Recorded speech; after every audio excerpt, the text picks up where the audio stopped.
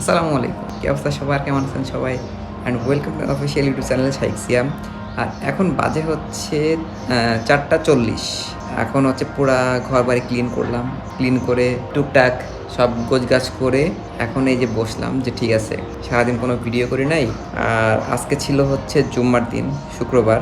এটা হচ্ছে রমজানের প্রথম শুক্রবার। সো দুপুরে হচ্ছে জুম্মা নামাজ পড়তে গেছিলাম। ঘুম থেকে উঠে জাস্ট গোসল করে এই জন্য সকালে এরকম কোনো প্ল্যান ছিল না বা হচ্ছে ব্লগ করি নাই বা ভিডিও শ্যুটও করি নাই।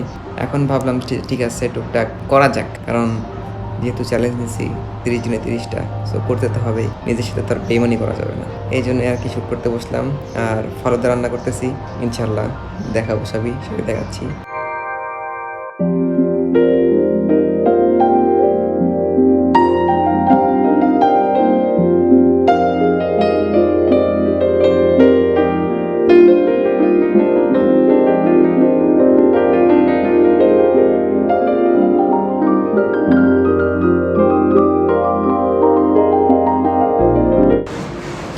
আর এটা হচ্ছে আমার বারান্দা।